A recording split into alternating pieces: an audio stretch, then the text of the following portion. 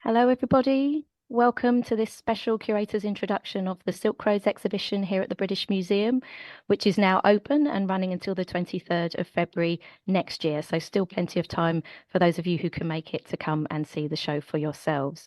My name's Dr. Sue Brunning, and I'm one of the three co-curators of the exhibition. I'm joined this evening by my co-curator, Dr. Yu-ping Luk, who you can see on screen as well. And our third co-curator, Elizabeth O'Connell, unfortunately couldn't make it this evening, but she has contributed to the lecture, so she's here also in spirit. So we're about to kick off with our talk for you this evening. We're hoping to have some time for questions at the end. So if you do have any questions, then please do put them in the chat and we'll come along to those once we finish with our talk tonight. So without further ado, I will get started. So hopefully by now, all of you will be familiar with the Silk Roads poster for the exhibition, which you can see on the screen here. This is a rather evocative image of camel caravan crossing desert dunes, which kind of taps into the popular romanticized conception of the Silk Road as a conduit of far-flung trade between East Asia and Europe, and of warm-hued adventures in exotic lands. But as the tagline for the exhibition suggests, beyond sand and spices, the exhibition actually does go much further than this. It's drawing on research that has revealed a richer, more intricately connected world with even broader horizons. Rather than a single trade route between East and West, this exhibition presents the Silk Roads, plural, as overlapping networks that connected Asia, Africa, and Europe. These networks extended in multiple directions by land, sea, and river, and they carried not just silk and spices, but also people, objects, and ideas, which were exchanged in many contexts, including, but not just limited to, trade. These exchanges helped to shape cultures and histories across these three continents.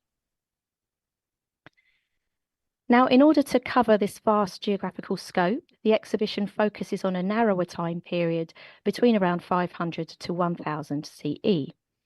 Now, this may seem surprising to some of you, since this was centuries before Marco Polo, who is a popular Silk Roads touchpoint, travelled in Asia.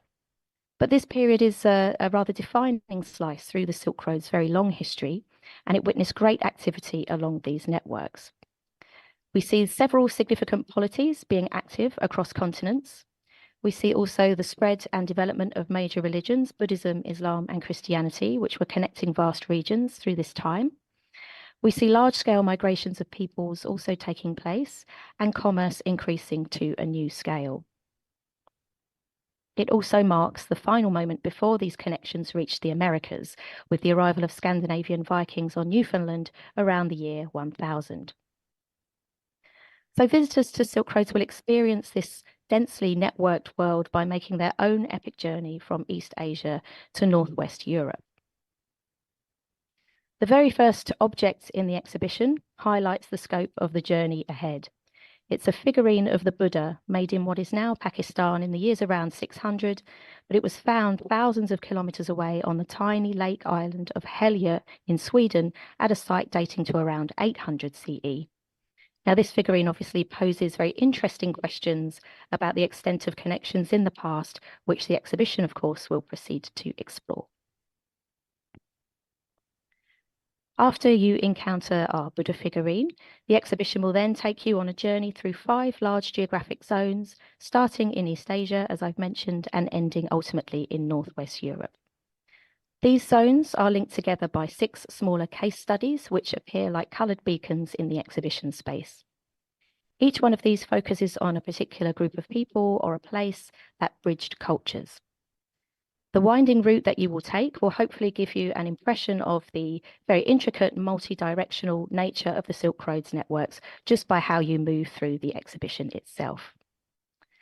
You'll see that the design of the exhibition is quite open with no walls and few barriers, and this is also to emphasize the connectivity between the different regions. You'll also be able to see for long distances down the gallery, and different heights of the displays will hopefully give you a flavor of terrain. So as you travel, the vista and the terrain will change, again evoking a sense of journey through different lands. Speaking of which, a series of large-scale landscape projections appear along the right side wall of the show, bringing the natural environment into the gallery. Now, this is something that we couldn't borrow, of course, but which we felt must feature in the show in some way because the natural environment and terrain and the way that the geography played out was an important part of shaping connections and the way that people got around during this period.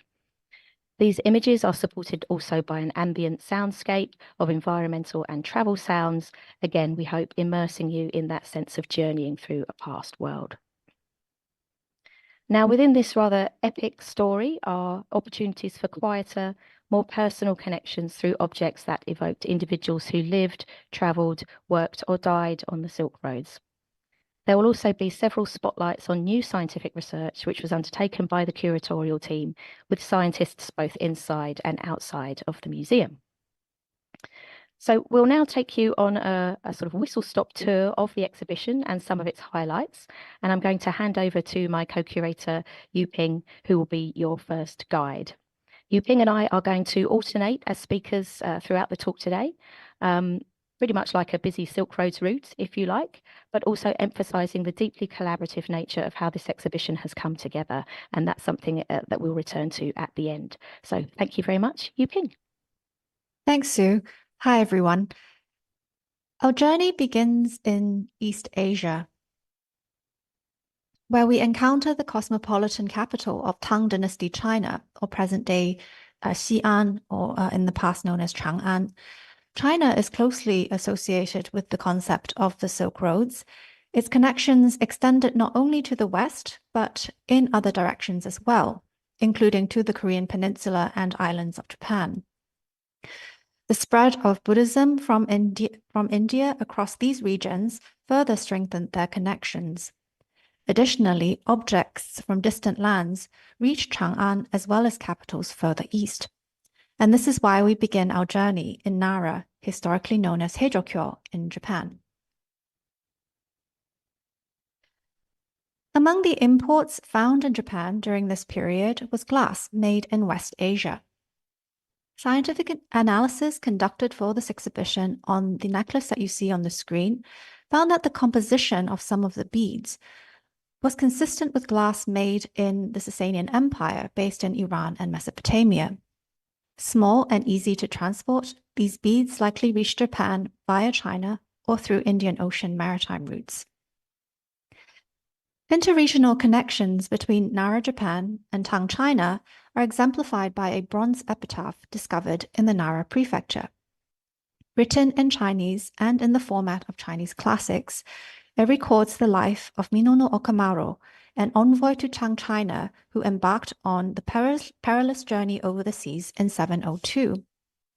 It was one of several large-scale diplomatic missions that the Japanese court sent to Tang Dynasty, which helped to transmit objects and ideas from Tang China to Japan.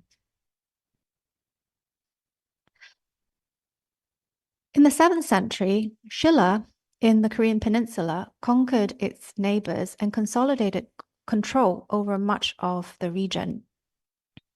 Excavations of elite burial mounds in its capital, Gyeongju or Gyeomsong, from before the unified Shilla period have revealed a taste for luxury items imported from faraway lands. So this magnificent dagger that you see on the screen, its dagger and sheath, were discovered in a tomb dating to the early 6th century in Gyeongju.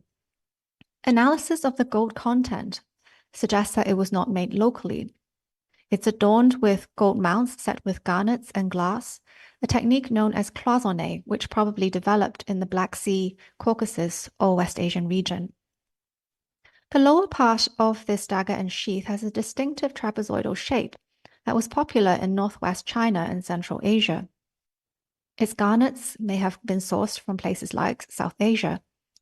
So this object, located near the beginning of the exhibition, presents a very interesting parallel to the beautiful Sutton Hoo jewelry shown that you will see at the end of the exhibition, which Sue will talk about later on. Such lavish burials disappeared, however, following Shilla's acceptance of Buddhism and changes in burial practices. Nevertheless, imported objects could still be found in burial contexts. So for example, what we see on the screen is a ceramic container that has a cover made of a bowl, probably for drinking tea. The jar could have been, that it covers could have been used also for transporting tea leaves. Both were made in Tang, China, but from different kilns.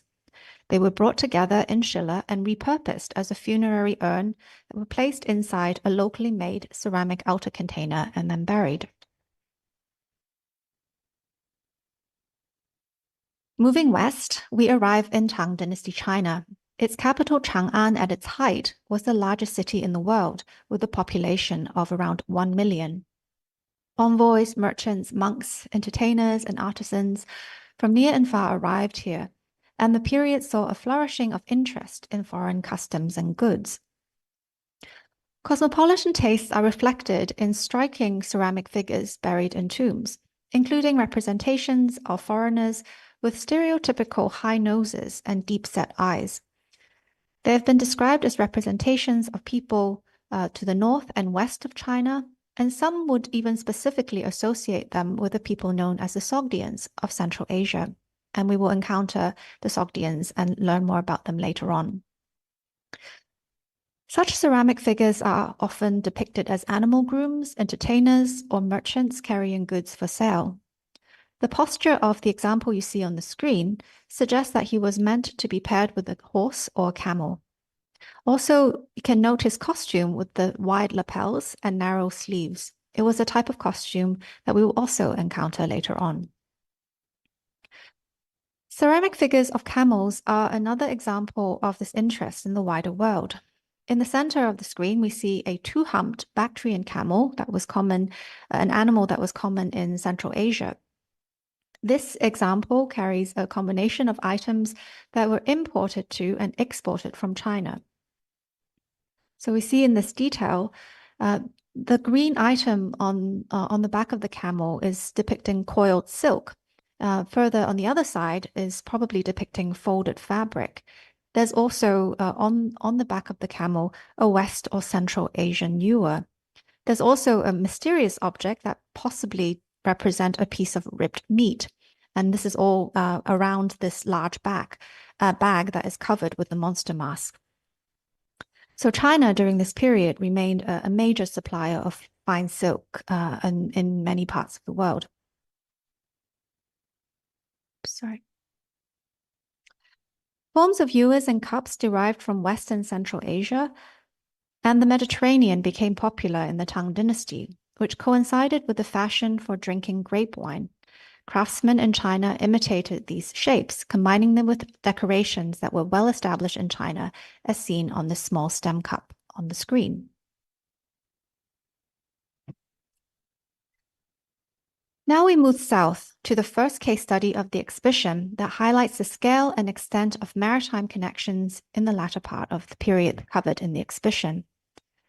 This case study features a selection of remarkable objects from the Belitung shipwreck, discovered off the coast of Sumatra, Indonesia in 1998.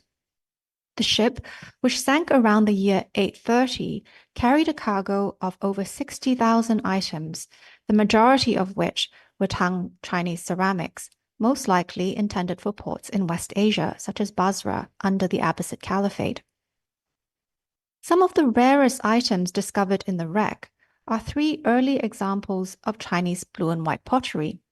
This color palette was not favored in Tang China, so such wares were probably meant for export. The lozenge motif surrounded by foliage on the dish, as you see here, can be traced to pre-Islamic and Islamic West Asian designs, while the cobalt blue pigment used to paint it was probably imported from present-day Iran. Around 30 remarkable gold and silver items from the shipwreck are the first discoveries of their kind to be found outside of China. These may have been diplomatic gifts from the Tang court to give in return to envoys in West or Southeast Asia. This solid gold cup that you see on the screen with its ring handle is derived from Central Asian metalware, and the figures that adorn each side are identifiable as Central Asian by their costumes and hairstyles. Some objects from the shipwreck appear to be personal items belonging to the crew and passengers, who likely went down with the ship. They seem to have been a multicultural group, probably embarking from the many ports at which the ship stopped. This small bronze mirror, made in Sumatra, was where the ship probably replenished supplies and recruited new crew members. We now arrive to the second geographic zone of the exhibition, which covers a lot of ground and many different terrains.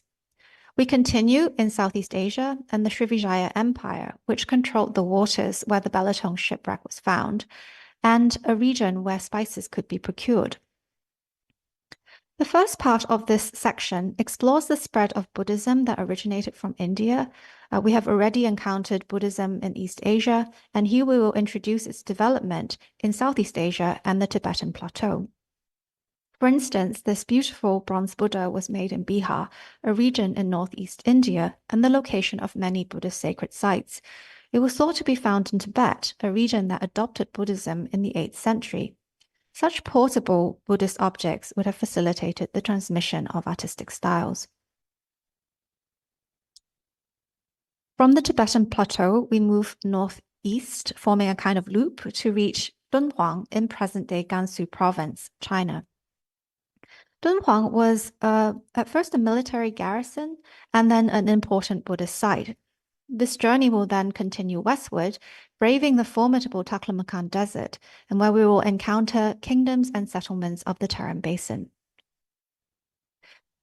In the beginning of the 20th century, a hidden cave was discovered inside one of the caves at Dunhuang.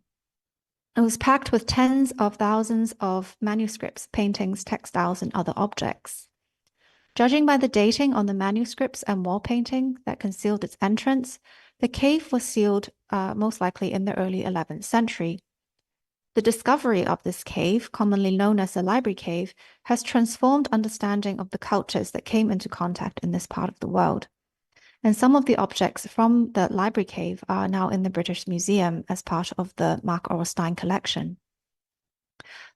One of the highlights from this collection is the monumental embroidery known as the auspicious image of Liangzhou, which you see on the screen. Standing at over 2 meters in height, it's the largest and most complete embroidery from the library cave.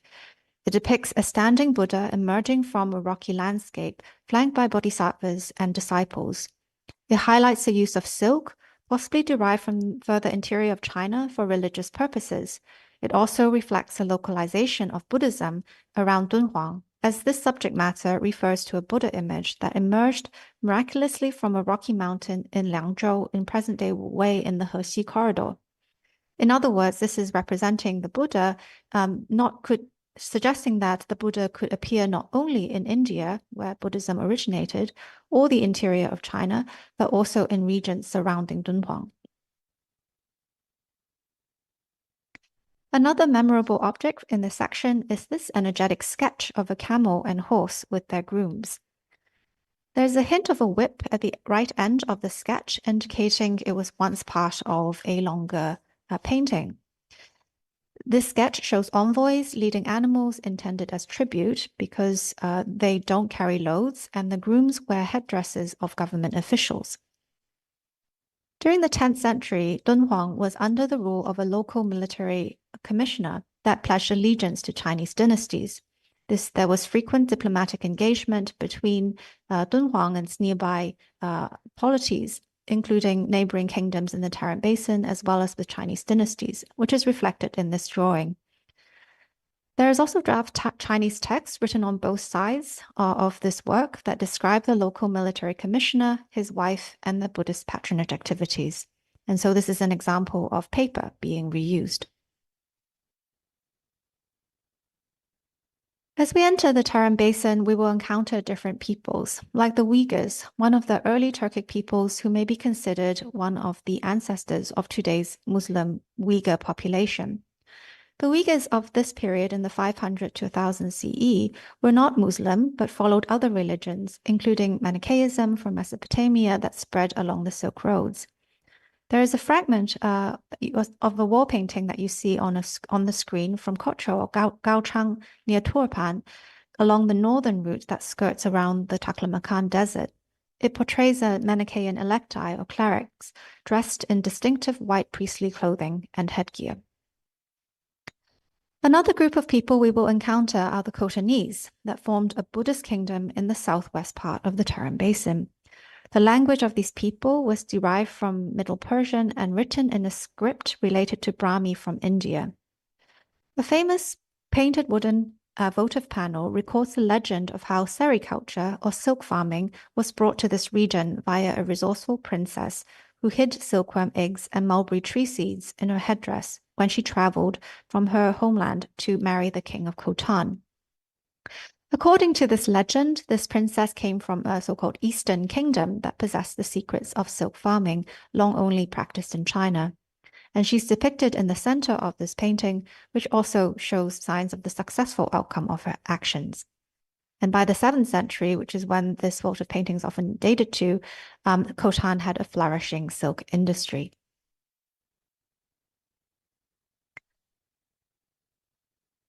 From the Tarim Basin, our journey continues on to Central Asia and a series of 3 case studies that highlight the intense connectivity of this region. The first of these case studies features the Sogdians, who are renowned traders and intermediaries active in many parts of Eurasia until their assimilation into the Islamic world in the 8th century. Earlier in the section on Tang capital Chang'an, we have encountered a ceramic figurine that is often associated as an example of a depiction of a Sogdian person. And here we will see objects that showcase the splendor of the Sogdians in their homeland, known as Sogdiana, which consisted of a confederation of city-states located in present-day Uzbekistan and Tajikistan. Samarkand, now in Uzbekistan, was the leading city-state of Sogdiana. And from Samarkand, we have borrowed an impressive 6-meter-long portion of the Hall of the Ambassadors wall painting. This wall painting was discovered in a reception hall of an aristocratic house.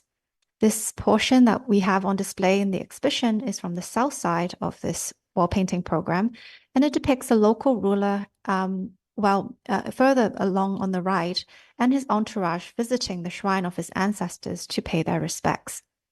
There are figures riding horses, camels, and an elephant, which speaks to the Sogdians' trading networks.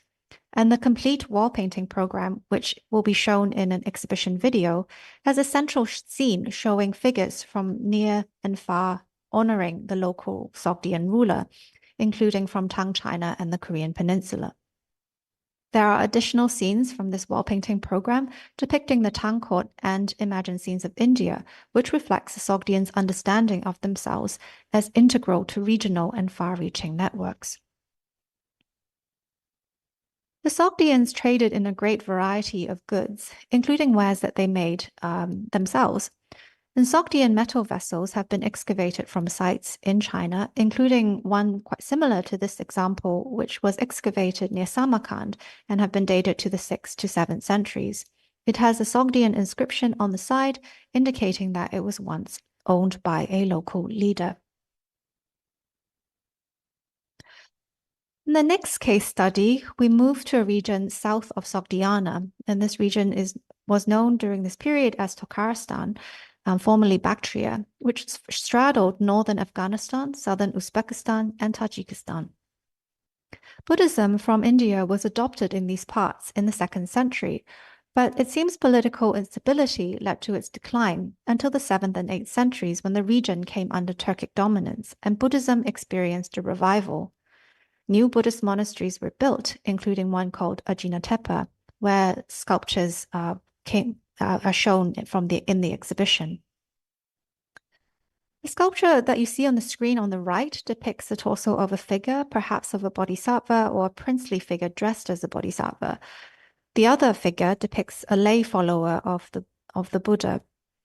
The artistic styles of these sculptures reflect the legacy of Gupta and Gandharan art from the Indian subcontinent. Gandharan Buddhist art is known for its connections to the artistic traditions of ancient Greece and the Roman Empire far away further to the west. This can be observed in the supple drapery of the figure of the lay worshipper, which clings to his body. You may also recognize the outer garment with its overlapping front panels folded to form lapels, commonly called a kaftan, which we saw earlier in the exhibition in the section on Chang'an.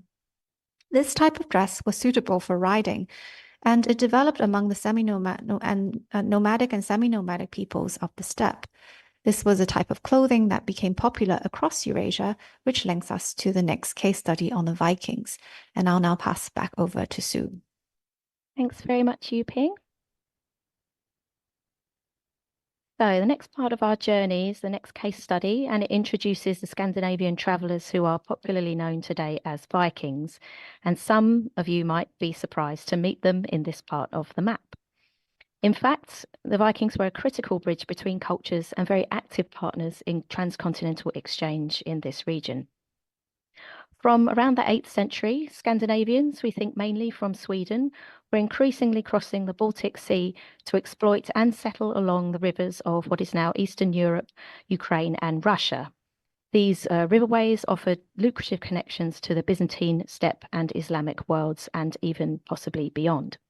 Together, these routes are known in Old Norse as the Oysterveger, or the Eastern Way. So in this region, these travellers contributed to a new cultural identity known as Rus. This blended Scandinavian, Slav, Balto-Finnic, and Turkic or steppe elements, which are visible in things like mixed burial customs, dress, artistic styles, and war gear, both along the Eastern Way, but also in Scandinavia, showing how these ideas travelled back to the Vikings' homelands. For example, the buttons that you can see on the screen here are from the major settlement of Birka in Sweden, and they fastened a kaftan, so that distinctive outer garment that we've already met and will see again. The Rus adopted this and are described as wearing kaftans along the Eastern Way in texts written by Arabic authors who encountered them on their Eastern travels. Ideas other than fashion were adopted too. So the attractive mount that you can see in the lower part of the screen on the right, also from the site at Birka, is from an arrow quiver that went with a type of bow that was used by horse riding archers on the steppe. So the person buried with this equipment had apparently adopted and adapted this different way of fighting, perhaps because these sorts of bows were capable of firing farther, faster, and with much deadlier accuracy than their traditional Scandinavian equivalents. Now, Scandinavians using the Eastern Way also became key players in the lucrative trade of human beings, primarily into the Eastern Islamic world in exchange for silver dirham coins that were hoarded and often recast into jewelry back in the Baltic region and Scandinavia. A startling juxtaposition that you'll see in the exhibition embodies this darker thread in the story of the Silk Roads. So we have here on the left an iron neck restraint that was found again at Birka of a type that is thought to have perhaps been used on captives who were sold into slavery. And on the right, we have a silver neck ring from Estonia that was probably made from the melted down proceeds of such sales. So it's quite striking, I think, that these objects look rather similar, but they were worn by people whose lives and fortunes could scarcely have been more different. So I'll hand back now to Yu-ping for the next stage of our journey. Thanks, Sue. So through the trade networks of the Vikings that Sue just introduced, we return to the next geographic zone that covers Central Asia to Arabia during the Islamic period. Islam, like Buddhism in Asia, was a religion that also spread along networks that may be called the Silk Roads. Islam was established in the early 7th century among the people of Arabia through the Prophet Muhammad. His successors, known as caliphs, rapidly created a vast empire that by the early 8th century stretched from Pakistan to Spain. These two maps that you see on the screen show the shifts in territories and changes in polities under the Umayyad and Abbasid caliphates. The Arab conquest established a vast political and economic area under the banner of Islam in which interregional and long-distance trade thrived. To continue our journey broadly from east to west, we begin this section in Central Asia, which actually was on the frontiers of the Islamic Empire. In 709, Arab forces conquered the Bukhara oasis west of Samarkand in Uzbekistan. This wall painting was made soon after that conquest. It decorated the reception hall of a local Sogdian ruler appointed by the new Muslim authorities, so theoretically he should have supported Muslim rule. Yet this painting is intriguingly enigmatic. Its composition in its entirety, featuring the same elephant rider battling real and mythical creatures, is unique among surviving Sogdian paintings. Some think that this scene relates to the Sogdian form of Zoroastrianism. Others have compared it to religious imagery from India. And another possibility is that it represents a battle against invading forces, an allusion to the Arab conquest of the region, and that the painting was deliberately inscrutable to avoid censure. The movement of luxury goods into Sogdiana apparently continued during the early Islamic period. This is suggested by the discovery of a group of 7 chess pieces from Samarkand. They were found under the floor of an 8th century mosque, making them the oldest group of chess pieces in the world. The game of chess probably originated in India around 500 CE, initially played among the nobility as a means of training in military tactics. It spread westwards into the Sasanian Empire and later became popular across the Islamic world, eventually reaching Europe. This group of chess pieces were made of elephant ivory, which probably came from India.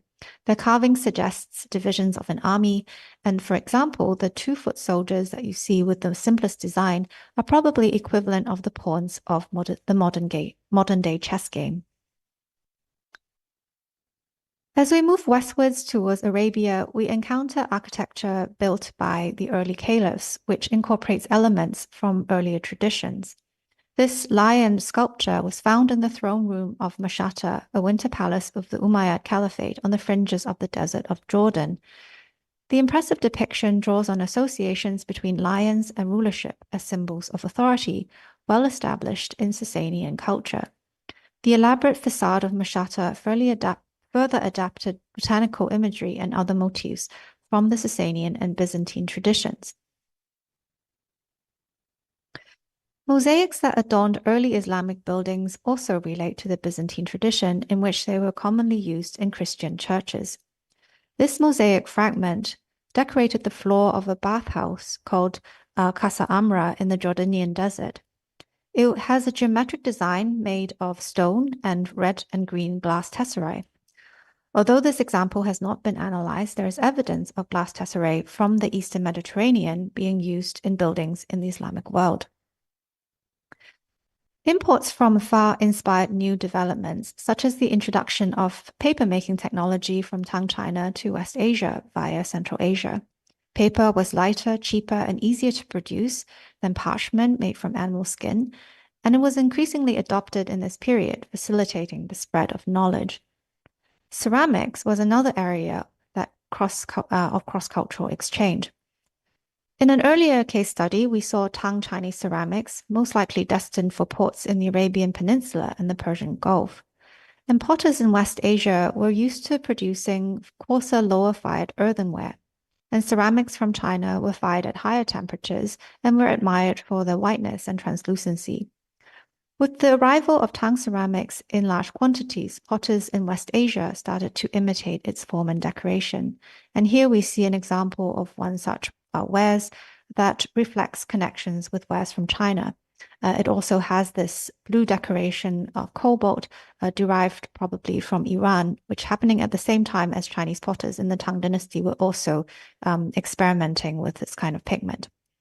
And I'll now hand over back to Sue for the next section. Thanks very much, Yu-ping. So our next stop is another case study, which brings us to the Red Sea coast of North Africa.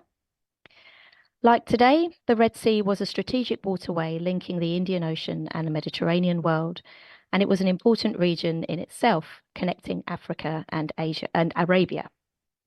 In the 500s, the southern Red Sea was controlled by the Kingdom of Aksum, centered in the highlands of what is now Ethiopia. By the mid-1st century, the Aksumites' Red Sea port city of Adulis, which is in present-day Eritrea, was a hub for overseas trade, and luxury exports such as elephant ivory were exchanged for Mediterranean products like wine and olive oil, as well as Indian Ocean spices and gemstones. By the mid-3rd century, Axum was considered amongst the foremost powers of the known world alongside Rome, Persia, and Silios, which is probably a reference to China. The international outlook of the kings of Axum is very clear from their use of Greek alongside their own language, Ge'ez, on inscriptions and on their coins. In the mid-300s, they also adopted Christianity, the religion that they shared with their Byzantine allies across the Mediterranean Sea. Now, the relationship between the Axumites and the Byzantines is well demonstrated by things like official correspondence and contemporary histories, which have been passed down through the manuscript tradition. The relationship is also and especially demonstrated in the material record. One of the churches excavated at Al-Andalus was built using traditional Axumite building techniques. That is, they're built on sort of high-stepped monumental platforms, and they have courses in alternating materials.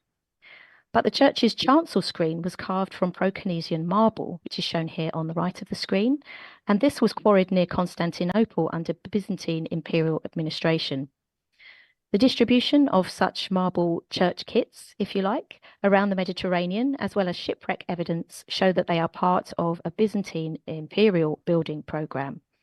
And here, in this case, the lighter, more portable chancel screen, befitting its long journey down the Red Sea, may well have been a diplomatic gift. So the next stop on our journey brings us to our next large geographic zone, which is the Mediterranean.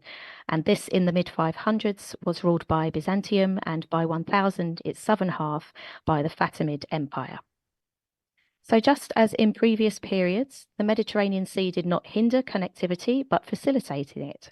For instance, first with the spread of Christianity and then Islam. One of our stops on the journey is Egypt, which, because of its arid climate, preserves a range and abundance of objects that are unmatched elsewhere in the Mediterranean world, foremost being textiles. Now, among the tens of thousands of textiles that survive from Byzantine Egypt are some extraordinary examples of Eastern fashions. This flared coat, which facilitated horse riding, originated on the steppe. We've seen something like it before. And coats with overlong sleeves are depicted also in Persian art. Here we have one of the actual coats, an amazing survival, which is just one of more than a dozen found in burials at the provisional capital of Antinopolis, where men wore other garments and accessories associated also with horse riding, such as leather boots and silk-trimmed gaiters. You can see a pair of those also in the exhibition. Now, it's unclear whether the garments belonged to men who had come from the East, or whether they were direct imports from elsewhere, or indeed whether they were imitations of Eastern fashions, perhaps using imported materials but made locally. Originally trimmed in silk, this coat is made from the finest blend of sheep's wool and cashmere, which of course is the soft underfur of goats from the Kashmir region. This is one of the exhibition star loans. It's come to us from Berlin. It measures almost 2.5 meters across, and its display on a cutout mount at a near vertical angle is a true testament to the skills of the conservator, designers, and our collections managers to ensure that audiences understand how it would have been worn. It's quite a striking thing to see in the show. In the exhibition, these tailored fashions are contrasted with traditional Mediterranean dress, which comprised tunics and cloaks for men and women alike. Here we also have a tunic sleeve panel with mirrored riders spearing foes and originally woven as part of a set. In the Byzantine world, the use of silk was restricted through sumptuary and manufacturing laws. It was imported from the East first as a finished fabric and later as a raw material to be woven in Byzantine workshops before sericulture, silk farming itself, arrived in the 6th century. Its transmission, however, remains somewhat debated, but Byzantine authors relate how 2 monks launched the industry by smuggling silk moth eggs, rather echoing that story of the Silk Princess, which Yu-ping told us about earlier. By the year 1000, Cairo, at the apex of the Nile Delta, became the capital of the Fatimid Empire, which spanned northern Africa, the Levant, and Hijaz, periodically controlling even Mecca and Medina. Now, like many other Muslim territories, Egypt's population remained largely Christian for centuries.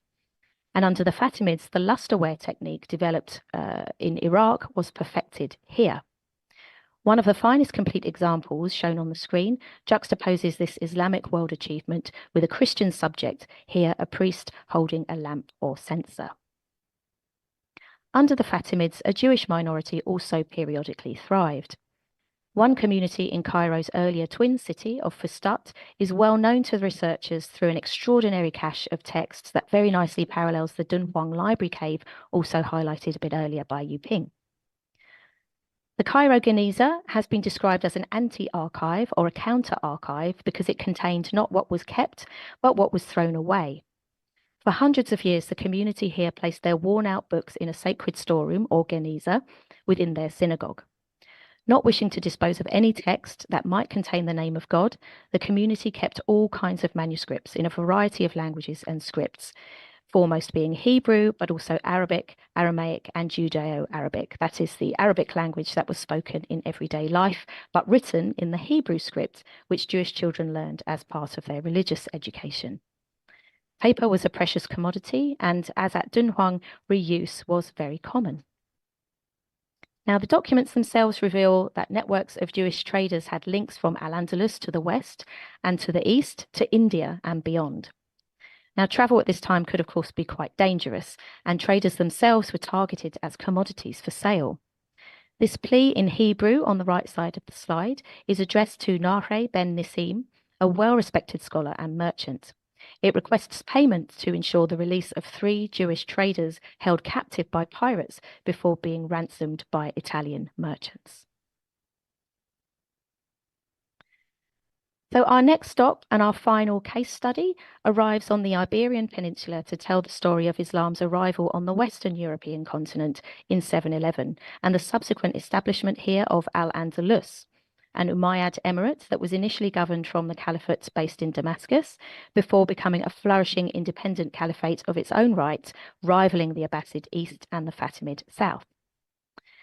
Al-Andalus's rulers were respected international players who developed a lavish court culture, drawing upon their worldly connections to acquire foreign luxuries. Their workshops imported large volumes of African elephant ivory. Arts, culture, and learning flourished to a height that matched the great contemporary Islamic and Byzantine centers, and the catalyst for this was in part the unique meeting of cultures, faiths, and peoples on the peninsula, including Muslim, Christian, Jewish, Northern African, Visigothic, Roman, Byzantine, and more. Objects on display in the show will illustrate change and continuity during this time, and the development of a new, distinctive Andalusi cultural identity that blended influences from near and far. Now, a fine witness to this process is this rather fine marble column capital from a smart 10th century building in Cordoba, Al-Andalus's famed capital. Now, some of you might recognize it as looking rather Roman in style. It looks like one of those Corinthian style column capitals, decorated with a acanthus leaf and bead and reel motifs. But in actual fact, if you look closer, you'll see that the acanthus is more in the Islamic, very stylized style. And the inscription around the top, which I hope you can make out, is in Arabic in Kufic script. Al-Andalus also helped to transmit ideas further north into Europe. One example is scientific knowledge, which is represented by this astrolabe, also on display in the show. This was too made in Cordoba by Muhammad ibn al-Safar, whose brother Ahmad wrote a treatise on these scientific instruments that was translated both into Latin and Hebrew and went on to circulate in Europe into the 15th century. So from Al-Andalus, the journey crosses the Pyrenees Mountains into northwest Europe for our final geographic zone. So traditionally, this region has not really featured prominently in discussions of the Silk Roads during this period, but there has always been evidence, which continues to grow, of its connections with the wider world, including much of the rest of Europe, the Mediterranean, parts of Africa, and into Asia. With each new discovery, a more vivid portrait is emerging of an outward-looking region that was both receptive and contributory to the movement of people, objects, and ideas throughout this period. So our first stop is in Francia to explore the imperial activities of the famed ruler Charlemagne. In 800, he was crowned as the first emperor in Western Europe since the Romans, having forged a vast territory that stretched from the North Sea into northern Italy and Central Europe. This came partly at the expense of the Avars, a formerly nomadic group from the Northeast Asian steppe who had migrated west and established a powerful and very well-connected realm that was centered in what is now Hungary and Romania. Their wealth and connections are evoked by a huge gold treasure found in what is now Romania, two pieces of which have been generously loaned to the exhibition from Vienna. One piece is this bowl, whose technique, imagery, and inscription blends Turkic, Byzantine, and Islamic cultural elements. Now, Charlemagne waged war against the Avars in the 700s, and he seized much of their gold wealth, which helped to fund his imperializing ambitions. Some of this gold may even have been melted down to make ink that was used in deluxe manuscripts made during Charlemagne's time and just afterwards, and you'll also see one of those in the exhibition on loan from the British Library. Carolingian material culture adopted and adapted elements from Roman and Byzantine Mediterranean visual culture, sometimes quite literally. This gold fingering is decorated with Carolingian-style beasts, but in the center is a genuine Roman intaglio showing a standing bull. Our final stop in the show is across the English Channel to Britain and Ireland, where a wealth of finds challenges the traditional view of these islands' remoteness after Roman rule ended in the 400s. Now, one of the most spectacular expressions of this is the very international Sutton Hoo ship burial, which I'm sure many of you will be familiar with. The exhibition features 3 pieces of outstanding gold and garnet cloisonné metalwork from the burial. Now, we met this technique a little earlier with that extraordinary dagger from Korea. And as Yu-ping mentioned, the technique itself probably emerged in the Black Sea, Caucasus, or West Asia region and spread west across Europe during the 3rd to 6th centuries.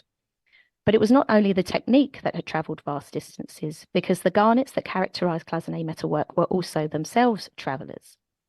New scientific analysis of the garnets on these pieces of metalwork from Sutton Hoo was undertaken for the show with partners at a specialist laboratory in Paris.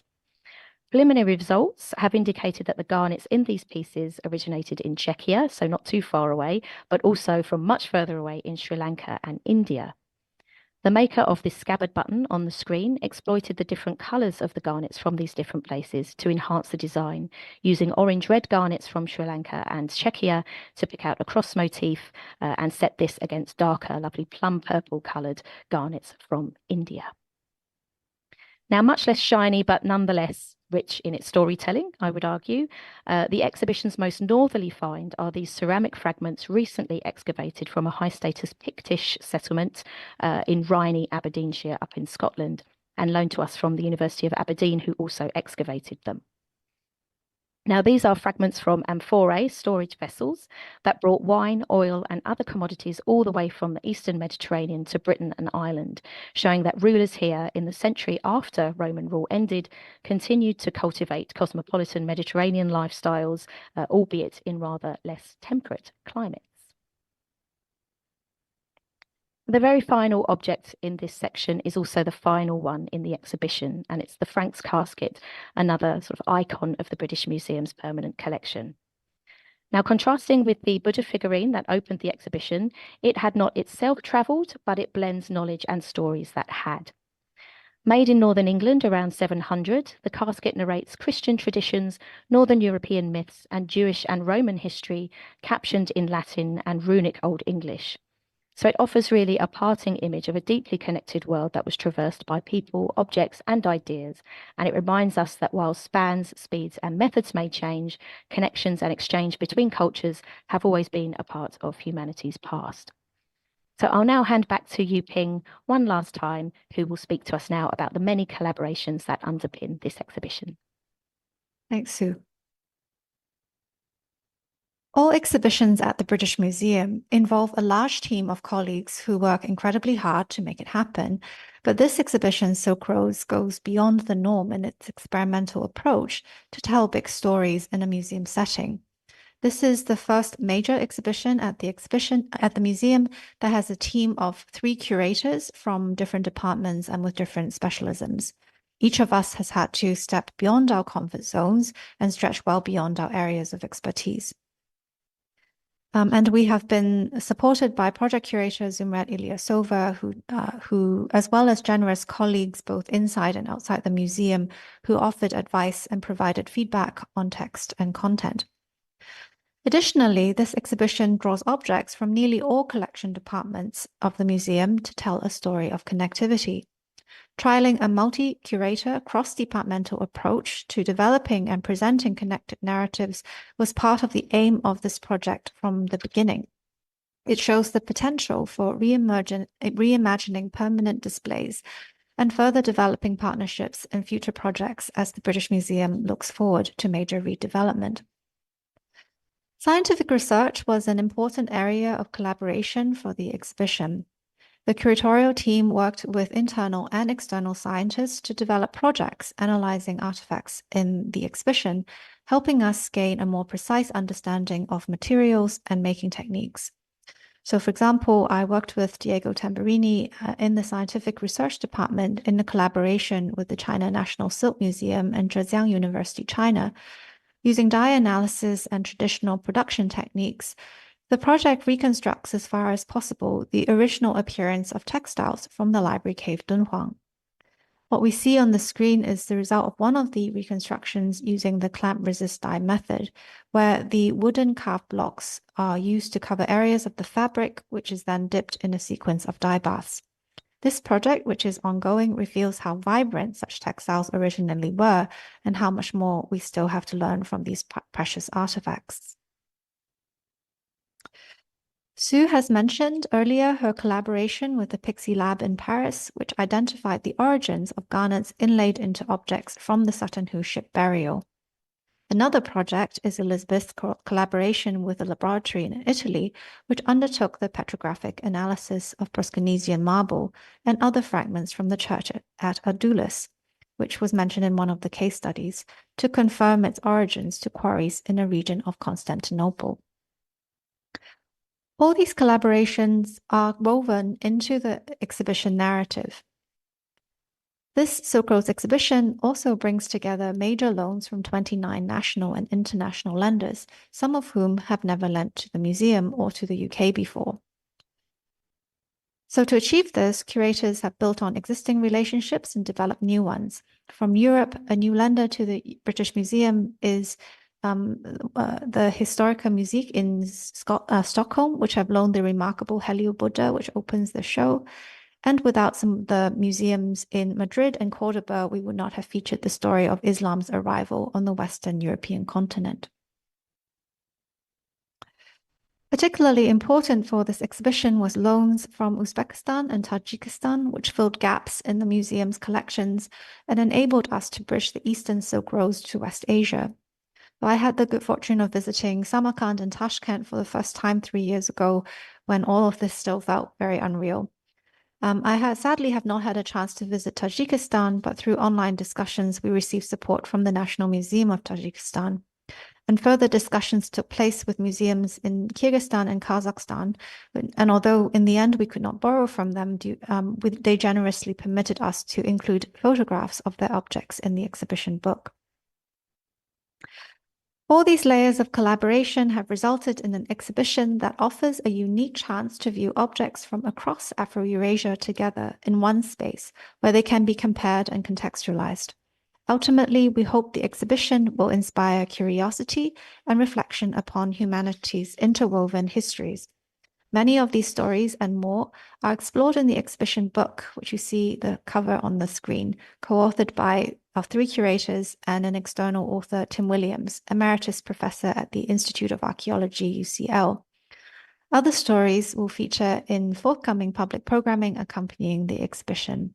And here I would just like to point out the Members Conference on 23rd of November and a 2-day international conference to be held at the British Museum on 5th and 6th of December this year. And the website for that will be online very soon. So we're very pleased to share this landmark exhibition, Silk Roads, with you, and we hope you'll have a chance to enjoy this Silk Roads journey with us. Thank you very much. And I'll now hand back to Sue. Thanks very much, Yu-ping. So we have a few minutes for questions, and I'm just looking at the chat here. So I'll take these in order. Okay, this might be one for you, Yu-ping, although it might be a slightly tricky one to answer. If you had to pinpoint it, where did the original Silk Road originate? Yeah, it's difficult to say. I mean, if we're talking about the idea of the Silk Roads as a linear route connecting East and West, then I think that we would say the poles of that traditional Silk Road concept is China and the Mediterranean. But thinking about it in terms of this broadened, expanded Silk Roads, which is what we're representing in the exhibition, and when you look at all these different arteries that are moving in multiple directions, then it kind of we're going beyond thinking about where it begins and ends because it kind of can spread out in multiple directions. And we can see, for example, China's connections not just to the west, but also to the north and south and to the east as well. So I think that is how I would answer this question. I agree. Thank you, Yu-ping. So moving on to the next question. This is sort of a sequence of questions. So maybe we'll sort of take these one by one. How long were the Silk Roads in use? Well, I think we mentioned earlier, didn't we, Yuping, that uh, this is the exhibition covers a very narrow slice in what is a very long history, stretching back well before the time that we're looking at. There's various theories and ideas about quite how far back, and also to some degree stretches down into the present day. So, is there anything you'd like to add, Yuping, to that one? Yeah, so also, again, depends on the sources that you look at. And some would say that it started with Zhang Qian's expedition during the Han Dynasty in China in the about 136 BCE as he traveled into Central Asia, and then the sort of seeking of fine horses from Central Asia that began the kind of trade between the dynasty in China and Central Asia. So some people would attribute the beginnings of the Silk Roads to that specifically, but others would argue a lot of the connections actually existed before that time. So, for example, you can find perhaps the nomadic and semi-nomadic peoples that moved across long distances in the steppe region also brought a lot of objects, people's ideas kind of moving around as well. So it kind of depends. Some people will Mm. call that kind of proto Silk Roads. It depends on one's perspective. Mhm. Thank you very much. And then the next one is a fun one. I've got a good story for this one. How dangerous were they to travel? Well, yes, travel was a bit of a risky business during this period, no matter what method you went by. One of the stories we tell in the exhibition in the Northwest Europe section is of the diplomatic embassies that took place between Charlemagne, the emperor up in Northwest Europe, and Harun al-Rashid, who was the Abbasid caliph in the Islamic world in the East. And we know that of the three people that Charlemagne sent, only one of them came back. So that sort of shows you a little bit of how difficult it was. And I mentioned also the traders who were taken by pirates mentioned in the Geniza document as well. I don't know if you have any other examples, Yuping, you'd like to share? Yeah, so I guess the potential dangers could be in different ways. Like there are, for example, in maritime routes, there are records of shipwrecks.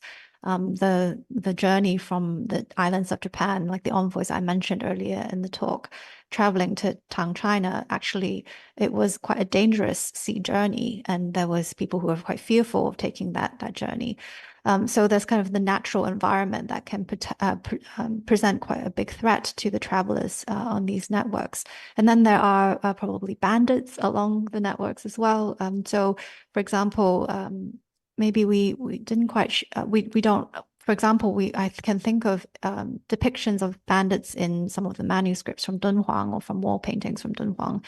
And so one of the reasons why you have people banding together in the caravans, of camel caravans, was for safety. So yes, there was definitely threat along the Silk Roads. But yet people still continued to go out and seek opportunities. Mhm. It was worth it. And we're coming up to the end of our time now, but maybe there's just time for one more quick one. This is another one that I have a good story for. Was trade exchange, or was money involved. So I mentioned the Viking section a little bit earlier and spoke about the Islamic silver dirhams that flowed into Scandinavia along those river systems. And up in Scandinavia at this time, they were not using coins as we would use them as currency. They would use them as payment by weight, so sort of like a bullion system. So they would melt down the coins, make them into jewelry or ingots, and then those items could then be cut up into small pieces that we refer to as hack silver and weighed out and used as payment by weight in that system. So it really depended what part of the world you were operating in as to what you were using in terms of paying for things. So yeah, I don't know if you have another example, Yu-ping. Yeah, absolutely. As you said, it really depends on where people were operating in this map. So, for example, in the China area and into Central Asia, silk was used as one of the forms of currency and money at the time. So we actually highlight this in the exhibition. We have a bolt of silk dated to the 3rd to 4th century, and we highlight the fact that the Tang court used that to trade for horses, one of the items that they really coveted from the steppe to the north and also Central Asia to the west. So silk was also one of the forms of money that was used in that part of the world. Thank you very much, Yuping. Well, we have reached our time now, unfortunately, but thank you for your questions. I can see just looking through them that some of these will be answered either in the exhibition or the exhibition book or some of the content that we have put out already online through our web stories and blogs and things like that. So do engage with some of that content and hopefully you'll find some more answers and some more stories to follow up on. Now, we do have some more events coming up. Yuping, did you have a list of those? Is it in the chat? Let me have a look. I thought they were somewhere. Well, what I would say is, yeah, go onto the website where you'll be able to find our public program and book onto anything that catches your eye. And of course, the exhibition itself is open until the 23rd of February. So there's still plenty of time to make your way down and see it if you're able to. And we really hope that you will enjoy what you see. And thank you very much again for taking the time to join us today. And yes, enjoy the rest of your day. Goodbye. Bye.